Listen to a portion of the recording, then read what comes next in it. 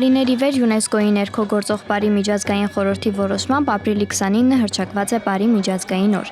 Ազատության հրապարակում տոնական ջերմ մթնոլորտում Կարին ավանդական երգ ու պարի խմբի գլխավորությամբ նշվում էր խորհրդանշական օրը։ Պարը արվեստի այն եզակի լեզուն է, որի միջոցով խոսում է ժողովուրդների պատմությունն ու հոգին։ Հայ ժողովուրդը դարեր շարունակ պարով է փոխանցել իր ապրումները, ուրախությունը, սերը, պայքարն ու հպարտությունը։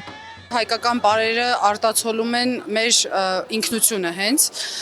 Կոմիտասն ասում էր պարն է արտահայտում յուրաքանչյուր ժողովրդի բնորոշ գծերը, նամանավանդ բարքն ու քաղաքակրթության աստիճանը,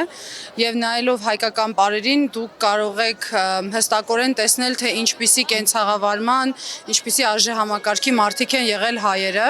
քանի որ գրեթե յուրաքանչյուր պար ունի իր պատմությունը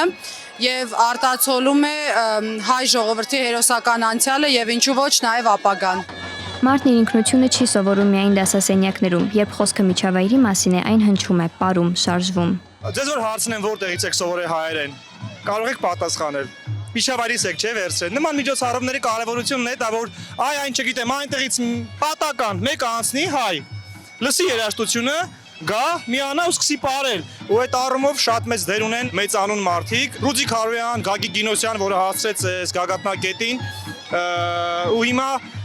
մեր հերթն է կոպիտ ասած, այդ կրակը վար պահելու եւ թույլ չտալու, որ մարի։ Պարը հիշողություն է, լեզու եւ հոգեվիճակ, որպեսզի այն ապրի, պետք է ցույց տալ, փոխանցել, ապրել։ Սա ճանապարհ է դեպի արմատներ։ Ի սկզբանե նման միջոցառումները նախաձեռնել ենք, որպեսզի հայերի շրջանում տարածենք ավանդական մշակույթը, որն էլ համարում ենք, որ պիտի լինի այն ճանապարհը, որը հայ մարդու պիտի տանի դեպի ինքնաճանաչում։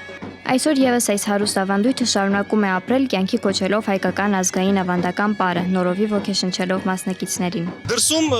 մեր ձուլվելու հավանականությունը շատ մեծ է, որովհետև դե բնականաբար օտար մշակույթ, օտար լեզու, օտար երգ, օտար պար եւ ազգային պարը սեփական դիմագիծը օտար միջավայրում պահելու տեսակետից շատ լուրջ գործիք է, ազգային մշակույթը առասարակ շատ լուրջ գործիք է։ Պարը պարզապես շարժում չէ, հիշողություն է, ինքնություն, սիրո ու դիմադրության լեզու։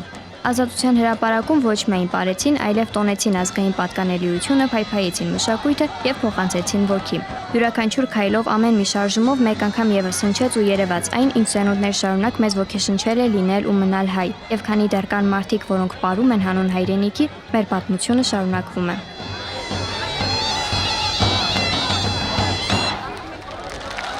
Աննա Հարությունյան, Ստեփան Տիգրանյան, Renews Armenia։